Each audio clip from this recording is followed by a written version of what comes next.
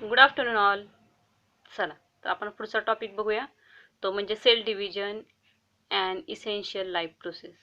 Sale division ही life प्रोसेसमध्ये कशी महत्त्वाची आहे ते आता आपण बघणार आहोत. बघा, cell division is one of the very important property of cell and living organism. Cell division is one of the important property. ती एक महत्त्वाची प्रॉपर्टी आहे. कशासाठी? सेलसाठी आणि लिव्हिंग ऑर्गॅनिझमसाठी. Due to this property, a new organism is formed from existing one multicellular organism. Growth up, immediated body can restored. म्हणजे काय? तर एक्झिस्टिंग वन ते त्यांच्या आहेत तसे राहणं किंवा नवीन जनरेशनमध्ये राहणं, मल्टीसेल्युलर ऑर्गॅनिझम त्याच्यापासून तयार होणं, ग्रो अप त्यांची वाढ होणं, इमेसिएटेड बॉडी म्हणजे बॉडी पार्टची जी झीज आहे ती रिस्टोअर करणं, ती साठवणं किंवा ती व्यवस्थित ठेवणं. ठीक आहे, या सगळ्या गोष्टी कशामुळे होतात? तर सेल डिव्हिजनमुळे होतात. There are two types of cell division. किती टाईपचे सेल डिव्हिजन आहेत? तर दोन टाईपच्या. एक म्हणजे मायटोसिस आणि दुसरी म्हणजे meiosis. Mitosis occur in somatic cell and stem cell. Somatic cell असतात आणि स्टेम सेल असतात, त्यामध्ये मायटोसिस दिसून येतं.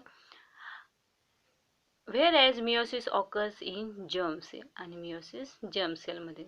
बघा, आता मी काय काय तुम्हाला सांगितलं की cell division it is a important part of cell and living organism.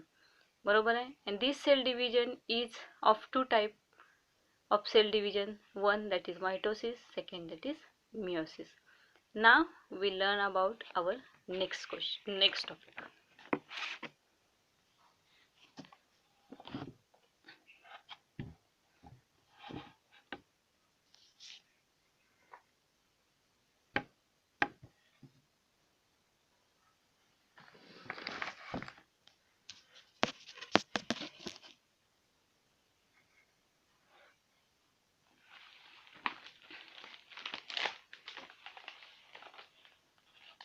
See,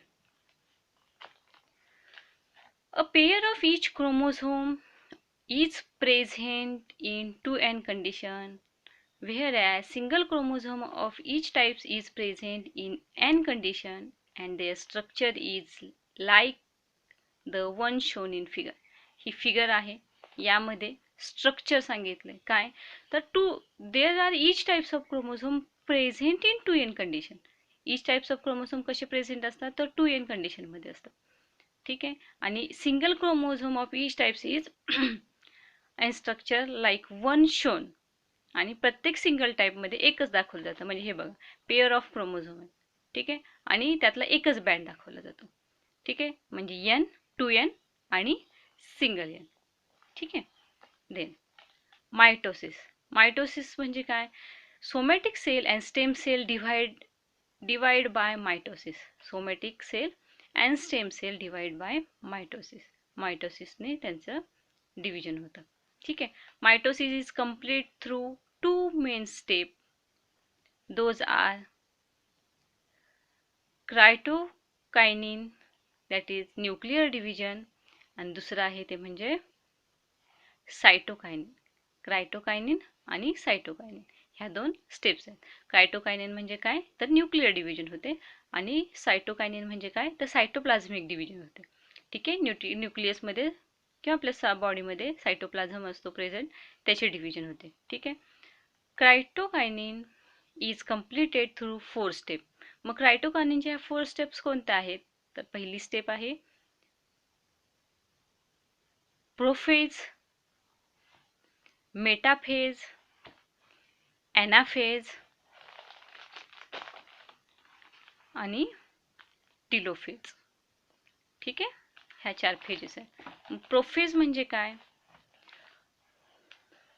C,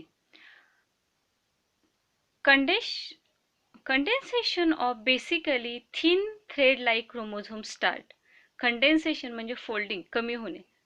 ठीक आहे. त्याचं कंडेन्सेशन होऊन basically thread like chromosome start होतात. थ्रेड लाईक क्रोमोझोम तयार व्हायला सुरुवात होते. Due to this they become short and thick. ते काय होतात? हळूहळू लहान होतात आणि थिक होतात. They start to appear along with their pair of sister chromatid. Chromatid म्हणजे क्रोमोझोमचा एक arm. Okay, chromatid, sister chromatid, and centrioids. Duplicate of each chromatid moves to opposite pole of the cell.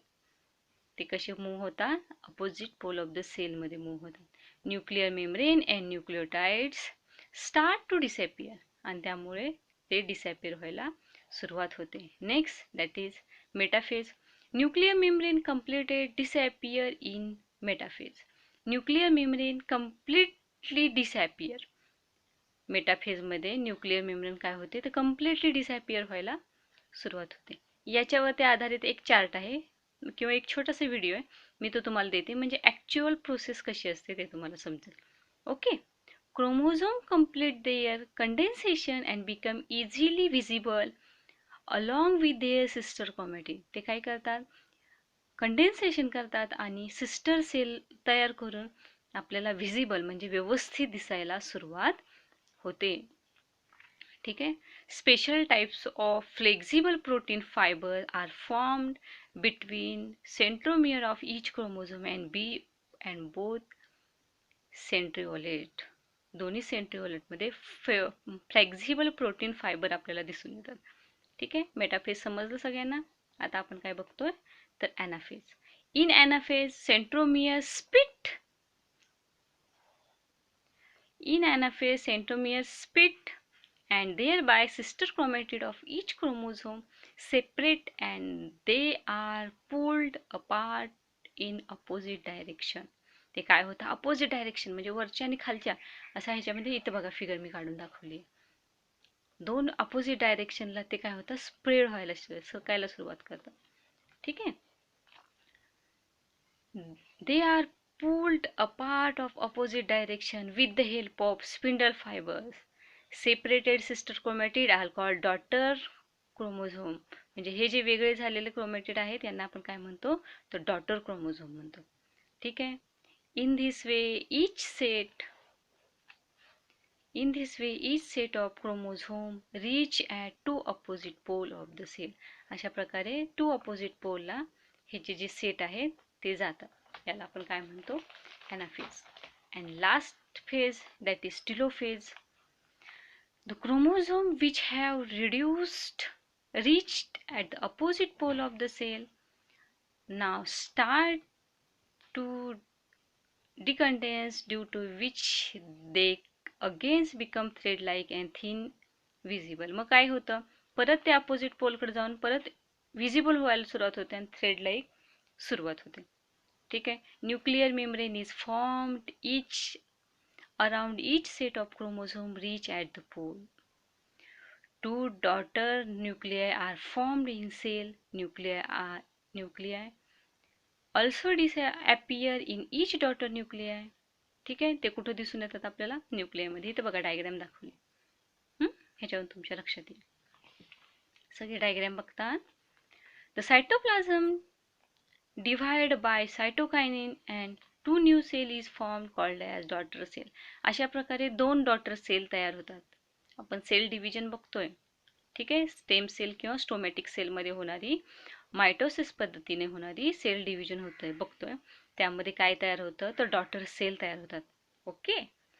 Then mitosis is initial for the growth of body. Mitosis कशासाठी महत्त्वाचं आहे? For the growth of body.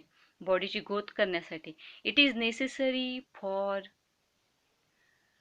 Restoration of initiated body, wound healing, formation of blood cell. Restoration म्हणजे परत तयार होणे. Initiation of body म्हणजे body आपण म्हणू ग्रोथ ऑफ द बॉडी. ठीक आहे. वुंड हेलिंग म्हणजे जखमा भरून काढण्यासाठी. And functions form blood cell. Blood सेलचं फंक्शन व्यवस्थित करण्यासाठी.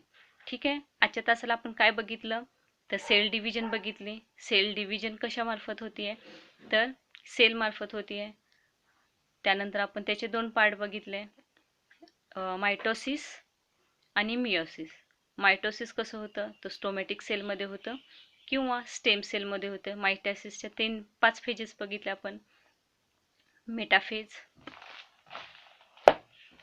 प्रोफेज मेटाफेज, ॲनाफेज आणि telophase. Okay then, telophase. Okay then, thank you.